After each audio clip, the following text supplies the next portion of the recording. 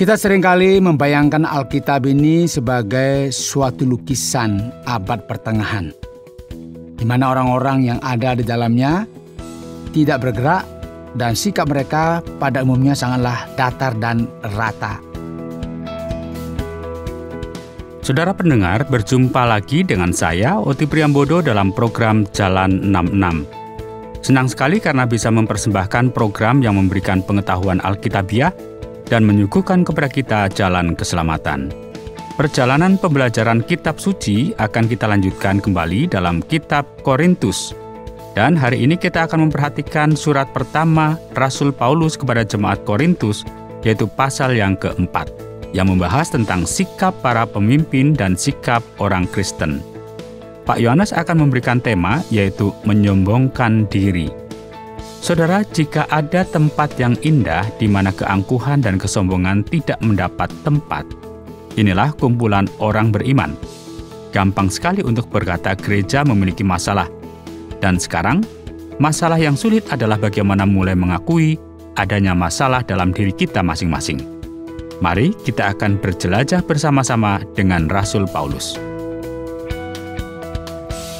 Saudara, terima kasih telah bersama-sama dengan kami dalam perjalanan ini, dalam program Jalan 66. Tentu saudara memperhatikan apa yang terjadi di Korintus. Masih ingat ya?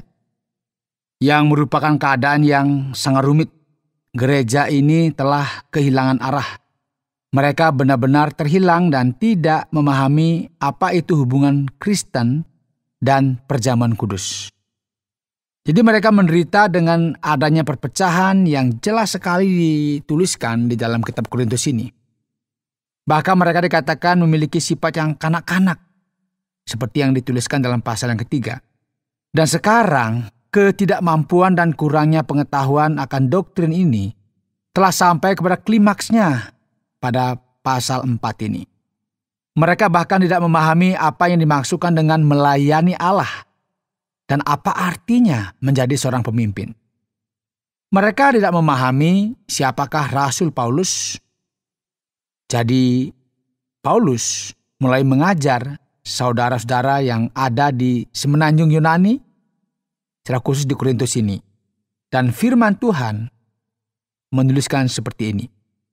Demikianlah hendaknya orang memandang kami sebagai hamba-hamba Kristus, yang kepadanya dipercayakan rahasia Allah, yang akhirnya dituntut dari pelayan-pelayan yang demikian ialah bahwa mereka ternyata dapat dipercayai. Perhatikan saudara, Paulus menggunakan perkataan yang menyatakan keadaan atau sikap orang-orang yang ada di Korintus, yaitu kerendahan hati di bawah pemerintahan Allah. Dan kita sebagai pelayan Allah, kita perlu bersikap seperti ini.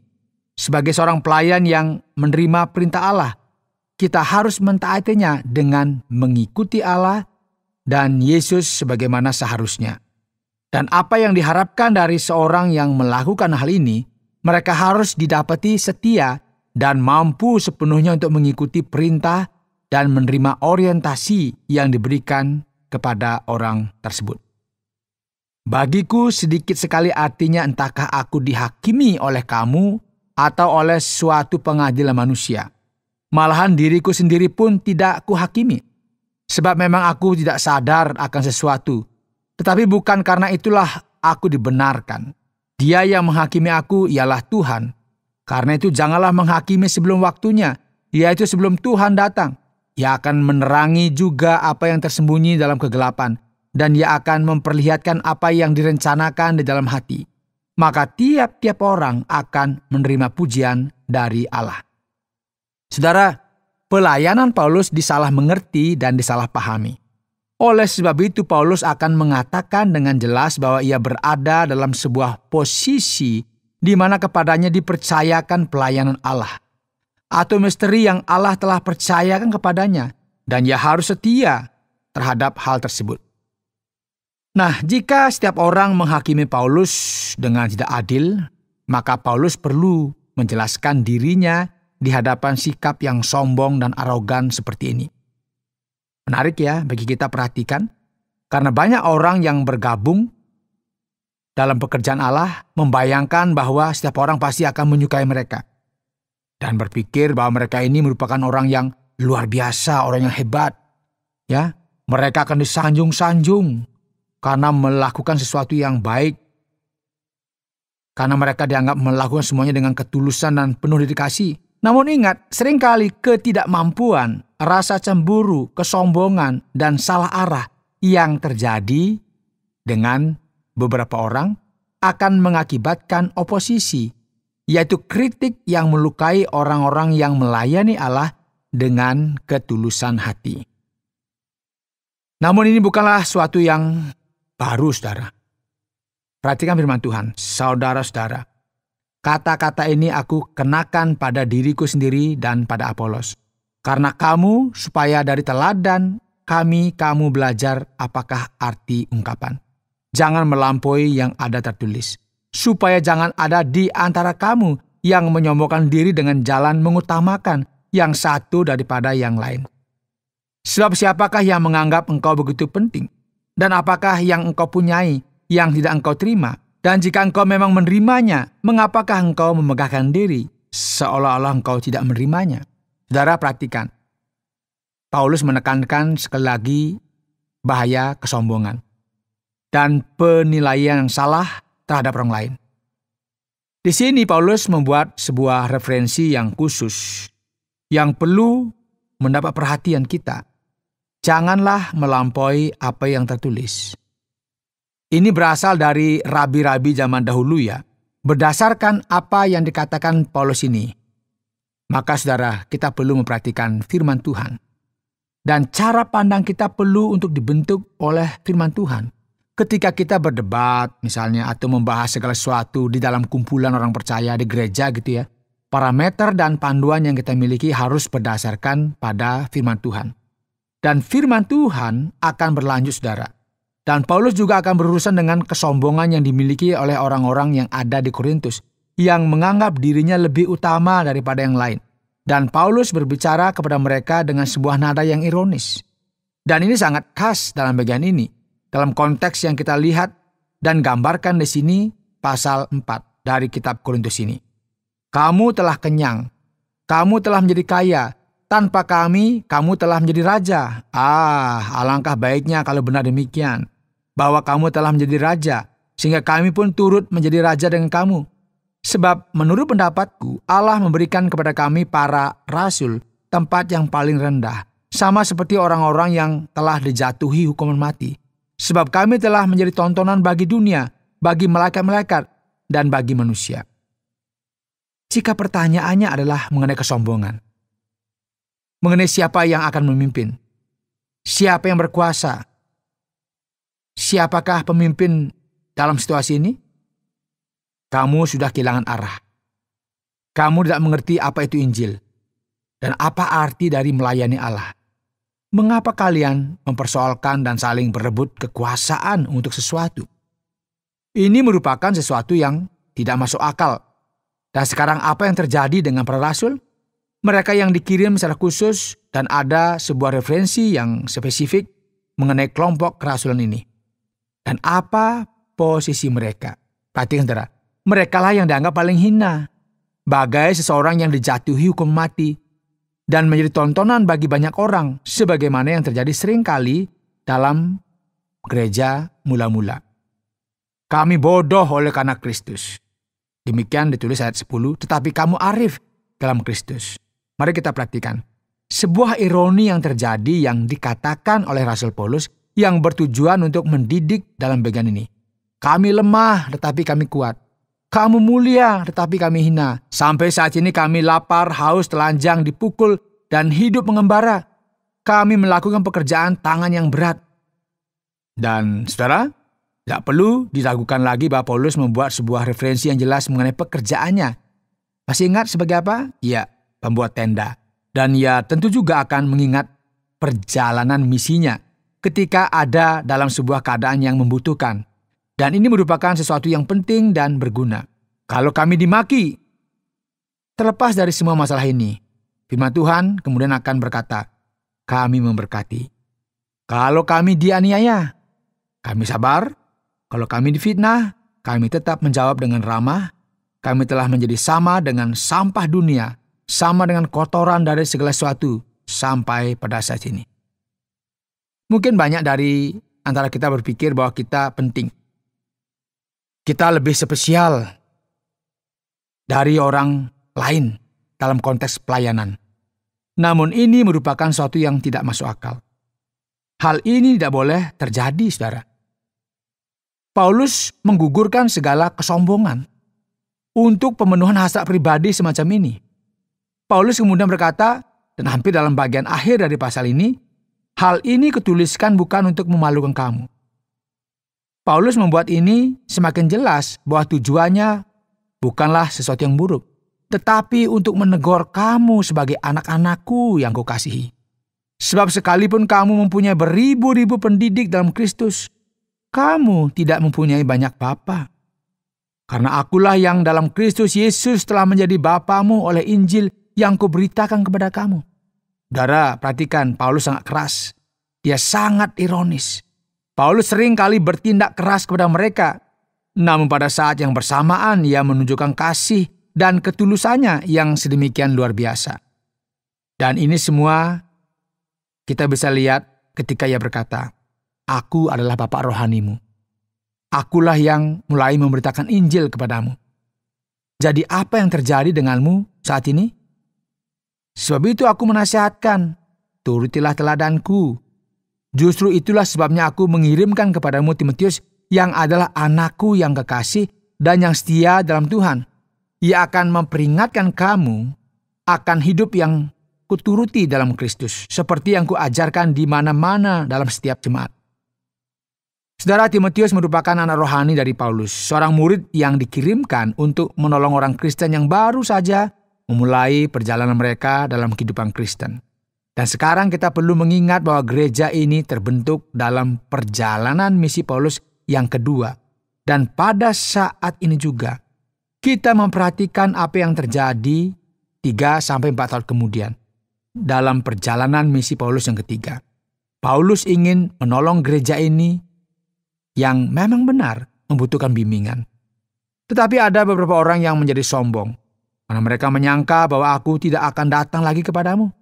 Tetapi aku akan segera datang kepadamu kalau Tuhan menghendakinya. Maka aku akan tahu, bukan dengan perkataan orang-orang yang sombong itu, tetapi tentang kekuatan mereka. Sebab kerajaan Allah bukanlah terdiri dari perkataan, tetapi dari kuasa. Kerajaan Allah tidak terdiri dari kritik, pengamatan, dan perkataan keras. Namun kerajaan ini terdiri dari manifestasi nyata dari kuasa Allah dalam kehidupan setiap orang yang ada di sana. Apakah yang kamu kehendaki? Paulus mengakhiri pasal ini dengan berkata, haruskah aku datang kepadamu dengan cambuk atau dengan kasih dan dengan hati yang lemah lembut? Dalam bagian akhir ini, pada dasarnya Paulus berkata, perhatikanlah, apakah kamu akan bersikap baik atau tidak? Apakah kamu akan memahami realita ini dan mengarahkan pikiranmu ke arah yang benar? Pendengar yang dikasihi oleh Tuhan, merupakan sebuah fakta yang mengerikan. Sebuah jebakan yang menjerat orang Korintus pada masa itu. Dan hal ini merupakan sebuah fakta yang benar di sepanjang sejarah. Gereja yang memilih untuk berlaku sombong, yang menyatakan dirinya sebagai suatu gereja yang indah, maka gereja tersebut haruslah berhati-hati supaya tidak jatuh ke dalam lubang yang sama dan menyimpang, sama seperti gereja di Korintus ini. Anda sedang mendengarkan Jalan 66 dalam rangkaian pembelajaran 1 Korintus pasal yang keempat, yang telah dijelaskan oleh Pak Yohanes dengan topik menyombongkan diri. Para pendengar yang terkasih, mari kita beranjak kepada bagian tanya jawab, dan setelah kita mempelajari pada bagian ini, kita akan mencoba untuk bertanya kepada Pak Yohanes. Pak Yohanes, surat Paulus yang pertama kepada jemaat di Korintus ini sepertinya merupakan sesuatu yang mencurigakan, sebagaimana yang tertulis kalau kita membaca pada pasal yang keempat ini, Pak Yohanes. Apakah benar demikian, Pak? Sebagai seorang Kristen, apakah dibenarkan kalau kita bertindak ironis semacam ini? Bukankah ini sebuah sikap yang ditunjukkan oleh Rasul Paulus dalam bagian ini, Pak Yohanes? Ya, Pak Oti, banyak orang memiliki pendapat yang salah mengenai Alkitab. Kita seringkali membayangkan ya, Alkitab ini sebagai suatu lukisan abad pertengahan, di mana orang-orang yang ada di dalamnya tidak bergerak dan sikap mereka pada umumnya sangatlah datar dan rata. Namun hal ini tidak masuk akal sama sekali dan tidak memiliki dasar untuk menopang pendapat tersebut. Ironis bukanlah sesuatu yang hanya digunakan oleh Rasul Paulus, namun hal ini juga digunakan di sepanjang Alkitab dalam beberapa hal. Dan luar biasa sekali, Pak Oti, karena kita akan melihat bahwa Allah sendiri sering bersikap ironis seperti ini. Perhatikan ya pasal 2 dari Mazmur dikatakan, Dia yang bersemayam di sorga tertawa. Tuhan mengolok-olok mereka. Ini mungkin seperti orang ironis sekali begitu ya. Jadi sebenarnya sikap ironis jika digunakan dengan tepat dan dengan tujuan yang jelas merupakan sebuah sumber pengajaran. Ketika seseorang memutuskan untuk menjalani sebuah jalan yang berbahaya dan menyepelekan hal ini, bersikap baik dan simpatik, maka orang ini tidak akan pernah tiba kepada sebuah keseriusan dan kerumitan yang mereka sedang alami. Jadi sikap ironis mempunyai kekuatan untuk membangun orang dalam realita yang mereka hadapi. Inilah mengapa hal ini tidak hanya diterima, namun juga sangat disarankan untuk dilakukan pada tempat dan waktu yang tepat. Sekarang Pak Yohanes, mari kita perhatikan. Gereja yang ada di Korintus ini telah melalui masa ketegangan dengan Rasul Paulus. Apa yang menjadi masalah dari orang-orang Korintus ini terhadap Rasul Paulus, Pak Yohanes? Dan mengapa terjadi kehancuran semacam ini? Ya, kita perlu mengingat ya apa yang terjadi. Kita telah melihat dalam pasal sebelumnya ya bahwa gereja ini telah menderita dengan adanya perpecahan dari dalam.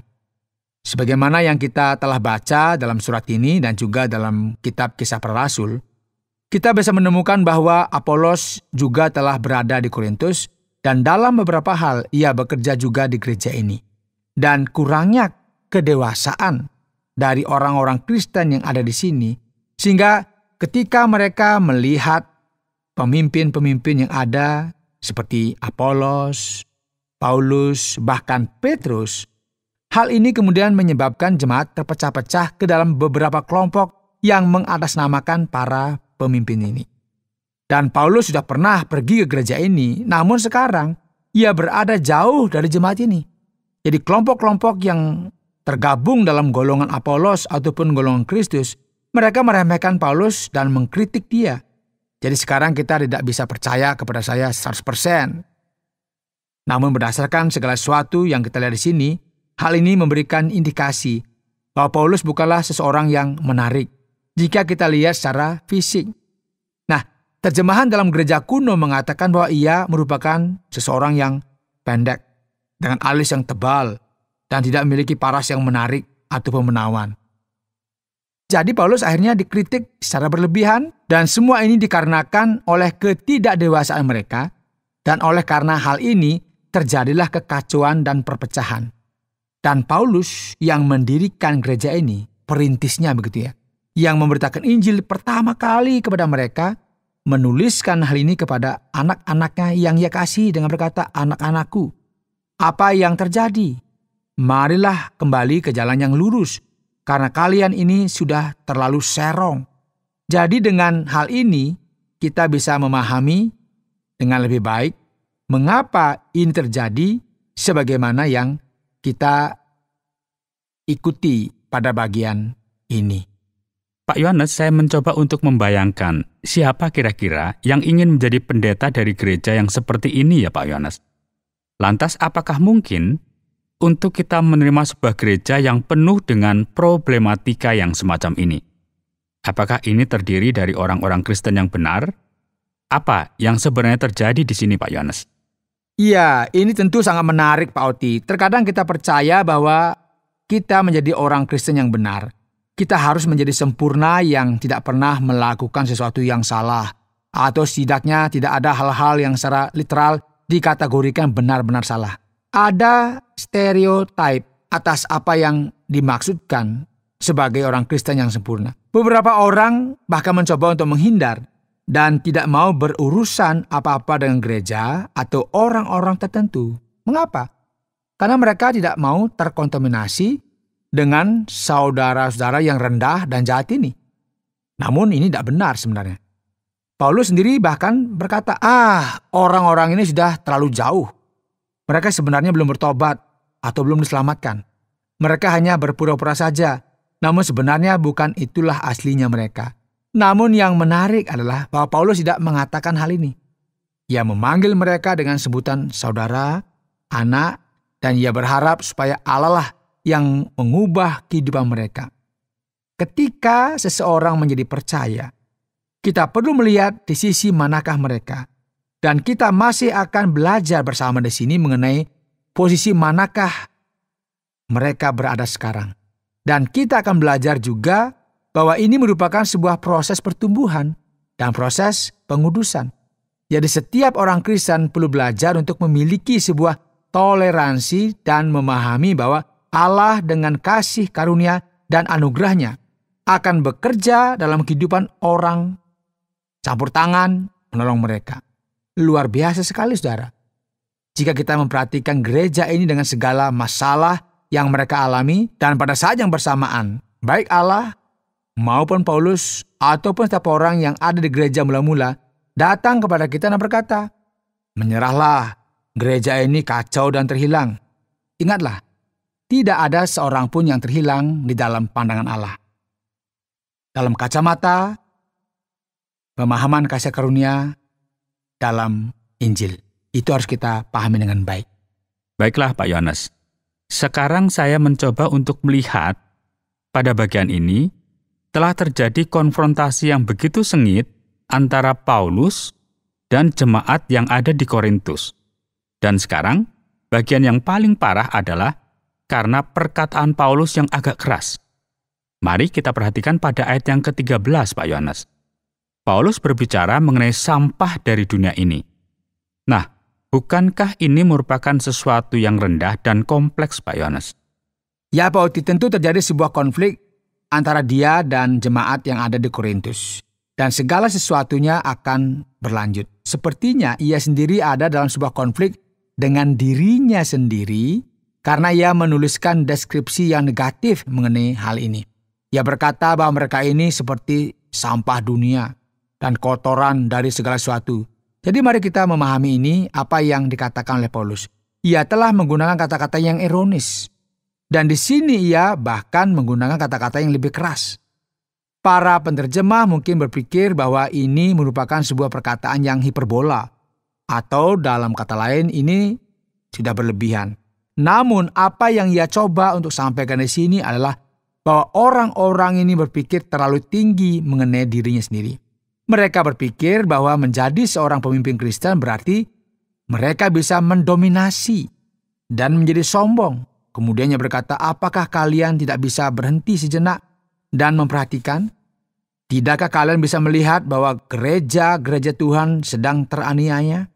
Bahwa orang-orang yang mengikuti Kristus dan para rasul Kristus tidak mendapatkan perhatian yang pantas. Padahal mereka ini lebih baik dari orang lain. Namun karena mereka dianiaya dan menderita.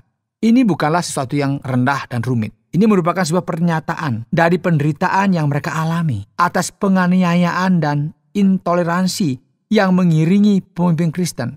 Dan inilah yang ia maksudkan di sini untuk dipikirkan.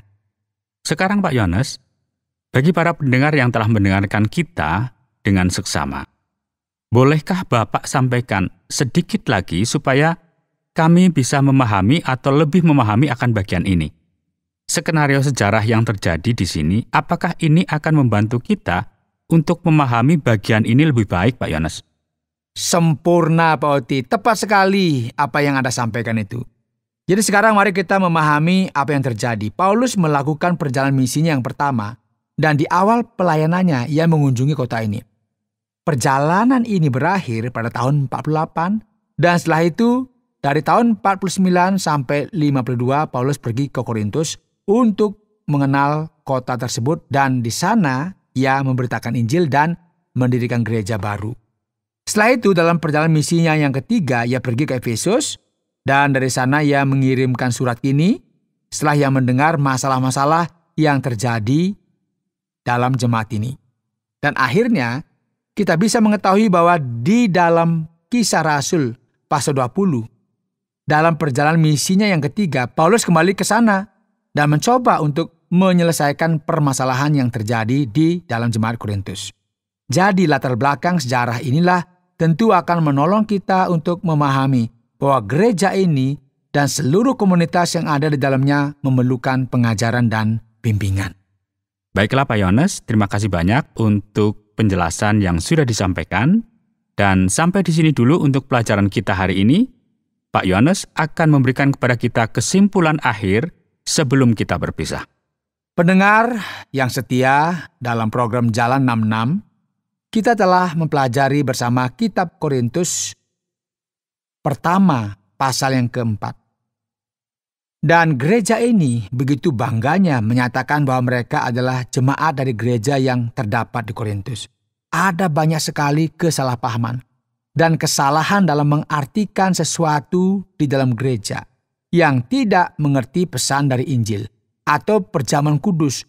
Dan sekarang mereka tidak paham tentang pelayanan mereka sendiri. Mereka tidak paham tentang siapakah Rasul Paulus dan mereka tidak paham juga apa artinya melayani Allah. Kita telah melihat bahwa masalah yang terjadi dengan mereka merupakan masalah kesombongan, keangkuhan, yang merupakan sikap yang berbahaya yang seringkali menjadikan orang yang baik menjadi orang yang mengerikan. Jadi, setelah kita menyadari kebenaran ini, sampailah kita kepada kesimpulan akhir kita.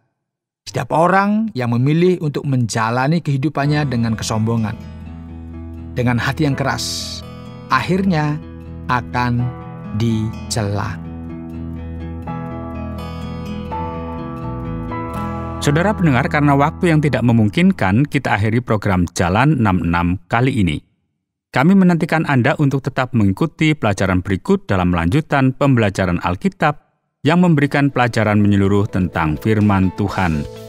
Jika Anda memiliki pertanyaan atau berespon terhadap topik berhubungan dengan program ini, silakan menyampaikan melalui WhatsApp ke nomor 081 333 777 386. Terima kasih atas perhatian Anda.